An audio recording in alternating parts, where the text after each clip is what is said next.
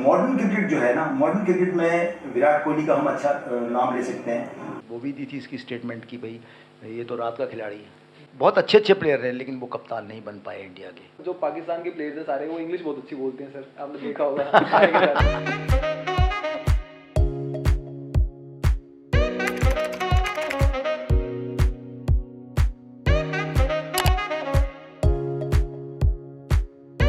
Hello guys, welcome back to our show, Ramban, the talk show.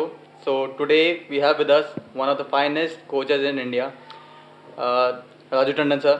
He has given so many cricketers to our nation. So first of all sir, thank you for your service. तो sir सबसे पहले तो मैं ये जानना चाहूँगा आपसे कि आपकी क्रिकेट की जर्नी कहाँ से स्टार्ट हुई? एक्चुअली मैं पीजीडीएवी कॉलेज में पढ़ता था और उससे पहले स्कूल में भी काफ़ी क्रिकेट खेली, लेकिन मुझे पीजीडीएवी कॉलेज से काफ़ी रिकॉग्निशन मिली। उसके बाद यूजुअली यही होता है कि भाई अपने कॉलेज के लिए खेलना है, लेकिन मैं हरियाणा से रणजी ट्रॉफी खेलने के लिए बिल्कुल तैयार था, तो इसलिए मेरे को ज़्यादा प्रेफरेंस हरियाणा में मिलती थी, इसलिए मैं हरियाणा के लिए मैं खेला रणजी ट्रॉफी। और स्कूल में तो इतना प्रोफेशनलिज्म था, केंद्रीय विद्यालय में मैं पढ़ता था, लेकिन थोड़ा सा शौक मुझे स्कूल से लगा, लेकिन पीजीडीएवी में आके और कॉलेज में आके और फिर हरियाणा क्रिकेट एसोसिएशन में आके मुझे रिकॉग्निशन मिली। सर उस टाइम पे आप किसको अपना एज अ आइडल देखते थे?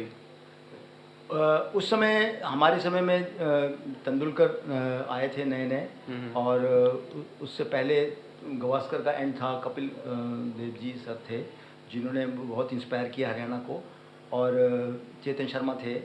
तो ये सब लोग क्रिकेटर वहाँ थे, राजेश पुरी था, हमारे फरीदाबाद में विजय यादव थे, जो हम इनको देख के कंपटीशन करते थे, और कंपटीशन करने के बाद हम भी कुछ लेवल तक क्रिकेट खेले, रणजी ट्रॉफी कुछ मैचेस खेले। उसके बाद फिर हम प्रोफेशन में आ गए इस कोचिंग के। सर तो आपको कहाँ से लगा कि अब मुझे अपना प्लेइंग करियर एंड करना चाहिए और कोचिंग स्टार्ट करनी चाहिए? एक्चुअल में क्या था कि थोड़ा जिस समय हम क्रिकेट खेलते थे वहाँ जोन क्रिकेट होती थी, north zone, west zone, south zone, east zone, central zone. तो जोन जब टूटने शुरू हुए तो कंपटीशन ओपन हो गया, तो उस वजह से मुझे ये लगा कि कोई भी प्लेयर कहीं से भी माइग्रेट करके खेल सकता है। तो दिल्ली के हमारे प्लेयर होते थे प्रदीप जैन, वो जो है हरियाणा, दिल्ली से हरियाणा आ गए। हरियाणा आने से ये हुआ कि मैं भी लेफ्ट आर्म स्पिनर था, बैट्समैन था, तो कोशिश उन्होंने यही करी कि उसको प्रेफरेंस दिया। तो फिर मुझे ये लगा कि अब ये मुझे खिलाएंगे नहीं, क्योंकि जो सच बात यह है कि वो टैलेंट जो होता है, हो सकता है कि सेलेक्टरों के विचार में मेरे से ज़्यादा टैलेंट उस बच्चे में था, उस लड़के में था, प्रदीप जैन में, तो उसको ले आ गया। और फिर मैं थोड़ा वेट भी किया कि दोबारा शायद मेरा नाम रणजी ट्रॉफी में आएगा, लेकिन नहीं आ पाया। तो फिर मैं कोचिंग के प्रोफेशन में चला गया। मैंने डिप्लोमा किया है स्पोर्ट्स अथॉरिटी ऑफ इंडिया से, और ये बहुत अच्छा डिप्लोमा है और अच्छा कोर्स था जिसने मेरे को आज यहाँ इस मुकाम तक पहुँचाया। सर रणजी आपने मतलब कौन सी एज में, मतलब आप रणजी? मैं रणजी ट्रॉफी खेला हूँ 23, 24, 24, 25, 26 तक खेला। 26 तक। सर आपने कोचिंग कब स्टार्ट कर दिया, आप मतलब एज अ कोच बहुत मतलब कम एज के अंदर आप एज अ कोच? हाँ एग्जैक्टली, ये बिल्कुल आपने बहुत अच्छा क्वेश्चन पूछा। इसमें क्या है कि जब मैं कोचिंग मैंने करियर शुरू किया था, तो जिस समय मैं सेंटर में गया तो लड़कों ने खुद सोचा कि ये लड़का क्या करने के लिए आया। उन्होंने मुझसे खुद आस्क किया क्वेश्चन कि आप क्या करने आए हैं, यहाँ पर खेलने के लिए आए हैं? तो सर तो यहाँ कोई है नहीं, आपको अपना कोचिंग करनी पड़ेगी। तो हमारे वहाँ के ग्राउंड्समैन थे, उन्होंने बोला ये राजू सर हैं, ये खुद कोचिंग तुम्हें देने के लिए आए हैं। तब लड़के वो शर्मा गए। तो ये 1992 की बात है, जब मैं वहाँ पर स्पोर्ट्स अथॉरिटी ऑफ इंडिया में आया था। क्या कहते हैं, जो साई कोचिंग मतलब जो है, मतलब उसमें लास्ट कोच मतलब काफ़ी अब तो कोच उन्होंने लेने बंद कर दिए हैं। Exactly you are right. अभी कोचेज इन्होंने लेने बंद इसलिए कर दिए क्योंकि जो साई का जो टॉप डिपार्टमेंट है हमारा ऊपर का, जो कोचिंग देखते हैं, उन्होंने ये फैसला लिया है कि जो बीसीसीआई है वो have to look after the coaching of cricket. तो जो हमारे पिछले कोचेस चल रहे थे वो तो चल ही रहे हैं, लेकिन इसलिए उन्होंने ये कोशिश ये करी कि अब वही कोचेस दिए जाएंगे जो कि साई की चार्टर में आते हैं। क्रिकेट नहीं आती कि क्रिकेट को बीसीसीआई ही देखेगी।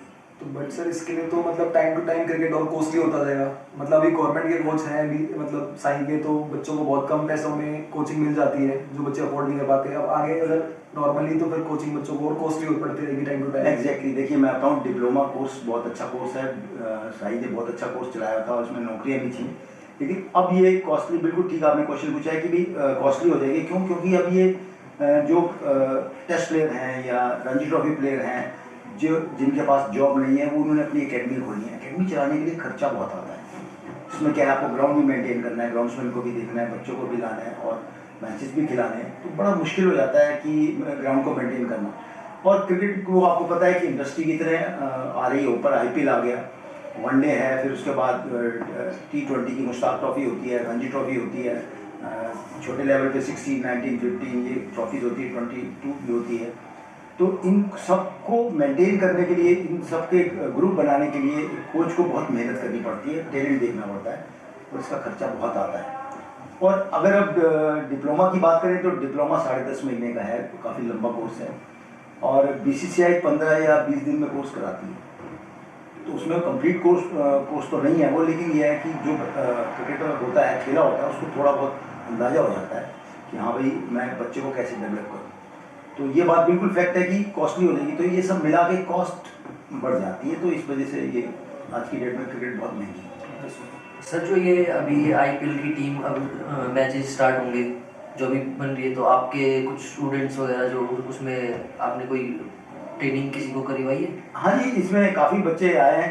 पीछे अभी क्षितिज शर्मा भी मेरे साथ नेशनल स्टेडियम में था, उसके बाद करण शर्मा भी नेशनल स्टेडियम में था। अभी वो खेल रहे थे। समर सेठ है, बहुत अच्छा प्लेयर है जो कि IPL का नॉक कर रहा है। और मैंने अभी इस बारे में मैंने डिस्कस भी किया है। तो एक्चुअल में क्या है कि T20 है ये IPL गेम, ये बहुत फास्ट गेम है। तो इसमें क्या होता है कि बेस्ट टैलेंट जो है इंडिया का वो हर स्टेट से जाता है। तो और आपको पता है स्टेक पे होता है पैसा, और ये जो क्रिकेट जो है आपने देखा होगा, जो IPL की क्रिकेट है ये खासकर आपने ये बात नोट करी होगी कि ये पैसे का गेम है सारा। इसके अंदर कॉर्पोरेट का पैसा लगा हुआ है और BCCI ने उसको एक अपना रिकॉग्निशन दिया हुआ है। तो आपको ये देखना ही पड़ेगा कि आपको मोस्ट टैलेंटेड बच्चा लेना है। तो अगर एक स्टेट से 2 या 3, 4 लड़के भी IPL में खेलते हैं तो एक बहुत बड़ी बात है। हाँ जी सर।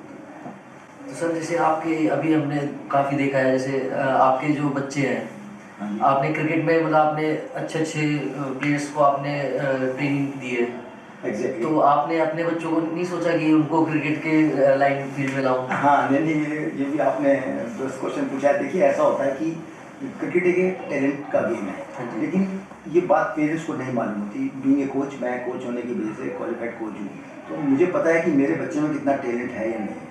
तो लेकिन क्या है, जो बच्चे जिनका शौक होता है, पैशन होता है, वो आते हैं, लेकिन टैलेंट नहीं होते, लेकिन वो थोड़े दिन खेलते हैं फिर चले जाते हैं। लेकिन मैं कोच हूँ, मुझे मालूम है कि मेरे को अपने बच्चे को क्रिकेटर बनाना है, तो फिर मैं उसका टैलेंट देखा। वो उसमें पढ़ाई में टैलेंट था, उसका टेक्निकल दिमाग था, तो मैंने उसको उसी राह पे भेजा जहाँ पर उसका टैलेंट था। तो सर आपके हिसाब से मतलब जो टैलेंटेड बच्चा है उसको क्रिकेट खेलना चाहिए, पर लोग ऐसा बोलते हैं कि मतलब क्रिकेट में टैलेंट के साथ साथ पैसा थोड़ा ज़्यादा चाहिए। नहीं, देखिए वो आपने अभी पहले क्वेश्चन पूछा ही था कि कॉस्टली है गेम। तो देखिए आपको क्रिकेट खेलने के लिए आपको देखिए सबसे बड़ी बात तो आपको एकेडमी को ज्वाइन करनी पड़ेगी या कोई कोचिंग सेंटर ज्वाइन करना पड़ेगा। उसके बाद आपको उसके अंदर मैचेस भी खेलने पड़ेंगे अपने को टैलेंट को ग्रूम करने के लिए। सर बट ये तो बेसिक हो गया ना, मतलब ये तो खर्चा है ही है। बट कहते हैं कि किसी टीम में सेलेक्ट होने के लिए भी आपके पास पैसे होने चाहिए, अप्रोच होनी चाहिए, तो ये आप हो पाओगे। खाली टैलेंट तो हर मतलब इंडिया के अंदर हर एक स्ट्रीट के अंदर एक लड़का आपको क्रिकेटर मिल जाएगा अच्छा, बट ऊपर नहीं जा पाते बच्चे। इसके पीछे क्या रीजन है मतलब सर? नहीं, देखिए मैं आपको बताऊं, क्रिकेट बाय लक होता है। इसके अंदर मैं आपको बताता हूं कि जो एक बड़ी नामौराद गेम है, हमारे बड़े बुजुर्ग क्रिकेट साहब हमारे बिशन सिंह बेदी बताते हैं, बड़ी नामौराद गेम है। जब ये बिल्कुल फैक्ट है ये बात, क्योंकि देखिए जब आपके पास सब कुछ होगा लेकिन आप उससे उम्मीद कुछ नहीं कर सकते हैं। जैसे आपने 100 रन भी बनाए लेकिन आपको हो सकता है सिलेक्ट ना करें। होता ये है कि हमें कोशिश ये करनी चाहिए कि एक लाइन पकड़ के चलना चाहिए, क्योंकि क्या है कि बहुत से बच्चे टैलेंटेड होते हैं, अच्छे होते हैं, पैसा भी होता है, सब कुछ होता है, अपने ऊपर स्पेंड भी कर सकते हैं, लेकिन उनको चांस नहीं मिल पाता। उसका एक रीज़न यही होता है कि कहीं ना कहीं उससे ऊपर का टैलेंटेड बच्चा जो है वो सिलेक्ट कर लिया जाता है। ये ज़रूरी नहीं कि आप बैट्समैन हैं तो आप ही इंडिया में बैट्समैन हैं, क्योंकि 32-33 स्टेट खेल रही हैं आज की डेट में रन ट्रॉफी या क्रिकेट। तो उसमें हो सकता है कि एक हो लड़का, 2 हो, और फिर उसके बाद क्रिकेट का 5-7 साल कैरियर होता है। तो एक बैट्समैन ग्रूम होना शुरू करता है तो 2-3-4 साल तक तो उस एज का बच्चा उसको कॉम्पिटिट नहीं कर पाता है। ये बस। सर आपने अपने लाइफ टाइम में सन्नी गावस्कर को भी खेलते हुए देखा, आपने बताया सचिन सर को भी आपने खेलते हुए देखा, अभी विराट कोहली का ज़माना चल रहा है, विराट एरा जिसे हम बोलते हैं, है ना? तो आपको क्या लगा सबसे फाइनेस्ट बैट्समैन इनमें से कौन आपको लगा? देखिए इसमें मैं आपको बताऊं कि क्रिकेट बहुत चेंज हुआ है, पूरे डिकेड्स में देखा जाए तो गावस्कर से लेके और आज कोहली का ज़माना है। मैं आपको फैक्ट बताऊं, मॉडर्न क्रिकेट जो है ना, मॉडर्न क्रिकेट में विराट कोहली का हम अच्छा नाम ले सकते हैं, और मॉडर्न क्रिकेट को जामा पहनाने वाले हैं धोनी साहब। और लेकिन जो ग्रेटेस्ट बैट्समैन अगर क्रिकेट की भाषा में कहा जाए तो वो सुनील गावस्कर है। उसका एक रीज़न है क्योंकि सुनील गावस्कर ने जिस हिसाब से रन बनाए हैं वो मैंने ये बात कईयों से डिस्कस करी है कि उन्होंने इस तरह से रन नहीं बनाया कि भाई आपको प्रिपेयर विकेट मिल गई या वो उन्होंने हाथ के रोलरों से विकेट बनाई, और फास्टेस्ट बैटरी होती थी वर्ल्ड की उनको उन्होंने झेल के रन बनाए। आपने देखा होगा वेस्ट इंडीज़ के अंदर उन्होंने हाईएस्ट रन बनाए। और उस समय क्रिकेट हमारे हिंदुस्तान के अंदर इतनी डेवलप नहीं थी, लेकिन जो उन्होंने रन बनाए हैं वो को देखते हुए हम ग्रेटेस्ट कह सकते हैं। अब इधर मॉडर्न क्रिकेट को देने वाले जो है वो उसमें तेंदुलकर का भी नाम है, सचिन तेंदुलकर जी का भी नाम है, और तुम्हारे ये धोनी जी का भी नाम है। लेकिन जो मॉडर्न क्रिकेट आई है, अब धोनी को भी उन्होंने पीछे छोड़ा है, वो कोहली साहब आ गया। कोहली अच्छा रन बना रहे हैं, उन्होंने कैप्टनसी बड़ी अच्छी करी, इंडिया को इतना नाम ऊपर दिया। अब रोहित शर्मा जी आ गए हैं, वो भी इंडिया को आगे लेके चल रहे हैं। तो कुल मिला के ये है कि हमारे पास बेस्ट स्ट्रेंथ इसलिए ज़्यादा है क्योंकि हम जो है क्रिकेट को बीसीसीआई अच्छी तरह से कंट्रोल कर रही है, इस वजह से ऊपर ना पाए। सही है। आईपीएल मैच जो है ये फिक्सिंग का, इसमें क्या चीज़ है ये? अब काफ़ी चलने लग गया है ये नहीं, फिक्सिंग देखिए, वगैरह इसमें। आजकल तो वो भी होने लग गया है कि ऐप आने लगी है, लीगली इनको वो मिल रखा है, लाइसेंस मिल रखा है। एग्जैक्टली। हाँ जी। आप बिल्कुल ठीक कह रहे हैं, लेकिन इसमें एक बात ध्यान दीजिए कि देखिए हम ये नहीं कह सकते कि फिक्सिंग चल रही है। उसका एक रीज़न है कि फिक्सिंग ऐसे नहीं होती। आपस में हम कोई भी बैट लगा रहे हैं वो अलग बात है, लेकिन ऑफिशियली टाइप पे हम जो है ये नहीं कह सकते कि फिक्सिंग हो रही है, ये हो रही है।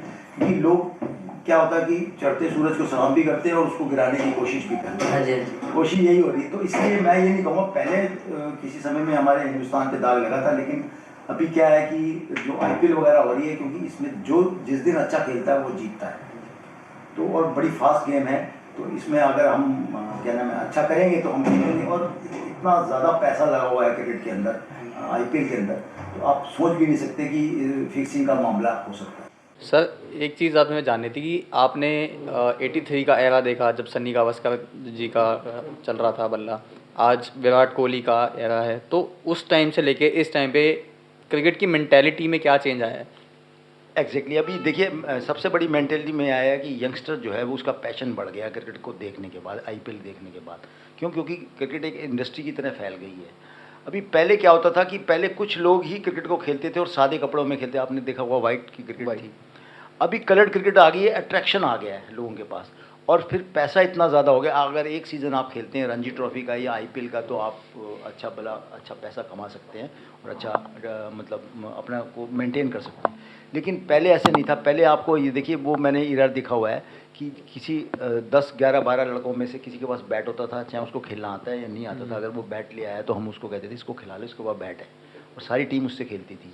लेकिन आज की डेट में मॉडर्न क्रिकेट है, मैंने आपको बताया कि जिस कलर की आपकी किट है उसी तरह के बैट भी मिलेंगे, वाइट भी मिलेंगे, रेड भी मिलेगी, बॉल वाइट भी मिलेगी, रेड भी मिलेगी। मेरा कहने का मतलब है कि क्रिकेट बहुत एक्सपैंड हुआ है इंडस्ट्री की तरह। इससे यंगस्टर के ऊपर जो है, जो बच्चे हैं खेलने वाले, उनके ऊपर बहुत बड़ा इम्पैक्ट पड़ा है। हर बच्चा जो है वो क्रिकेट खेलना चाहता है। आपने कई वीडियो में भी देखे होंगे कि 6 साल का बच्चा बॉलिंग कर रहा है और बिल्कुल परफेक्ट, और बैटिंग कर रहा है, कीपिंग कर रहा है।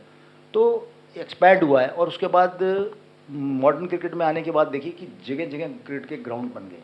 क्रिकेट के ग्राउंड पहले बहुत कम होते थे कि यहाँ पर मैच हो गया थोड़ा, और ग्राउंड भी आप देखेंगे तो सोफिस्टिकेटेड ग्राउंड हो गए। तो लोगों ने इसके ऊपर एक विश्वास जताया है क्रिकेट के ऊपर, और इस पर इन्वेस्टमेंट करी है। इस वजह से ये महंगी भी हुई है और अच्छी भी हुई है क्रिकेट। तो सर आपने आज तक मतलब कितने स्टूडेंट को ट्रेनिंग दे दी, कुछ आइडिया है आपको? मैं अभी तक देखिए मैंने 3 इंटरनेशनल निकाले हैं और 40 लड़के रणजी ट्रॉफी निकाले हैं। स्टेट की तो मेरे पास गिनती नहीं होगी, 60-65 होंगे। काफ़ी मेरे लड़के जॉब पे भी लगे हैं और रणजी ट्रॉफी खेल रहे हैं। कई लड़के तो अभी भी खेल रहे हैं। तो मेरा कहने का मतलब है कि जिन्होंने जो टैलेंटेड भी थे और जिन्होंने एक डिसिप्लिन से क्रिकेट सीखने की कोशिश करी है वो ज़रूर कामयाब हुए इसमें। सर हर गेम में डिसिप्लिन तो चाहिए ही चाहिए। एग्जैक्टली। तो सर आपके इंटरनेशनल प्लेयर जो आप बता रहे हो कि 3 हैं उन इसमें सबसे पहले तो सबसे पहले खेला था अमित भंडारी जब मैं आईजी स्टेडियम में होता था।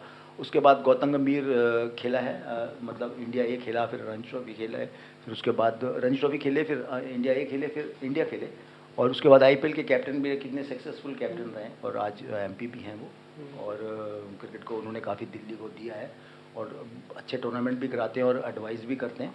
और एक हर्ष गौतम लड़का मीडियम पेसर होता था जो कि जूनियर इंडिया खेला है और टेस्ट खेला है, कर्नाटक अगेंस्ट उसने 5 विकेट भी लिए थे। तो सर गौतम गंभीर की कुछ मतलब स्टोरी आपने स्टार्टिंग से देखी होगी, आपके पास ट्रेनिंग करते तो स्टार्टिंग में कुछ ऐसा टैलेंट था, कुछ उनकी बात ऐसी नोटी बात हो, मतलब कि जो मतलब नहीं, देखिए गौतम गंभीर, मैं आपको फैक्ट बताता हूँ कि दिल्ली यूनिवर्सिटी के ग्राउंड पे हमारा मैच था, तो ये देना बैंक से स्टाइपेंड पे खेलने के लिए आया था। तो हमने इसने मेरे को देखा, मैं भी उस मैच में खेला था, तो इसने मेरे को बोला कि सर मैं आपके पास ट्रेनिंग करने के लिए आना चाहता हूँ। तो मैंने बोला ठीक है, हम आईजी स्टेडियम में प्रैक्टिस करते थे, तो ये करोल बाग से आता था, और वेरी डिसिप्लिन, और काफ़ी मेहनत करी इसने, और जब भी मैच होते थे मैच में लेट नहीं होता था, मैच में टाइम पे पहुंचना, और सबसे बड़ी इसकी क्वालिटी थी कि इसकी जो एबिलिटी टू जज the ball is very quick. और मैंने एक बार अखबार में वो भी दी थी इसकी स्टेटमेंट कि भाई ये तो रात का खिलाड़ी है। रात का खिलाड़ी का मतलब है कि आप लोगों ने पढ़ी होगी वो, हाँ जी। तो इसका मतलब ये था कि इसकी आंख बहुत तेज़ है, मतलब बहुत, क्योंकि रात को ना ये आप किसी कोच से पूछिए, हाँ जी। मैं तो ये बिल्कुल बोलता ही हूँ कि रात को हर खिलाड़ी रात को नहीं खेल सकता लाइट में, बहुत कम रेयर प्लेयर होते हैं जो कि खेल पाते हैं। तभी आईपीएल आपने देखा होगा कि आईपीएल के अंदर जो रणजी ट्रॉफी में बहुत रन बनाए हैं, वो क्या नाम है, आईपीएल में उसको नहीं लेते हैं। वो बेशक उसने रन बनाया, तेज खेलता है, लेकिन क्या है, उसको रात को कई बार बॉल नज़र नहीं आती। तो गौतम गंभीर में ये क्वालिटी थी कि वो उसकी जो एबिलिटी थी ना रात को बॉल को देखने की, और दिन में बहुत अच्छा, और उसने एक दिन के अंदर जिम्बाब्वे के अगेंस्ट, मुझे याद है, इसने 200 रन बनाए थे एक दिन में। जो लड़का बच्चा एक दिन के अंदर 200 रन बना सकता है, तो वो एक्स्ट्रा ऑर्डिनरी टैलेंट है उसके अंदर। बिल्कुल। चाहे कोई भी है, बॉल तो बॉल ही है, that's why he come up. Sir कुछ न्यूज़ में आपका डिस्प्यूट भी हुआ था गौतम गंभीर सर के साथ में, कोच के लेकर। नहीं, देखिए एक्चुअल में क्या है कि ये चलता रहता है, क्योंकि डिस्प्यूट ये हुआ था हाँ जी। कि संजय भारद्वाज भी था और मैं भी हाँ था। हाँ जी।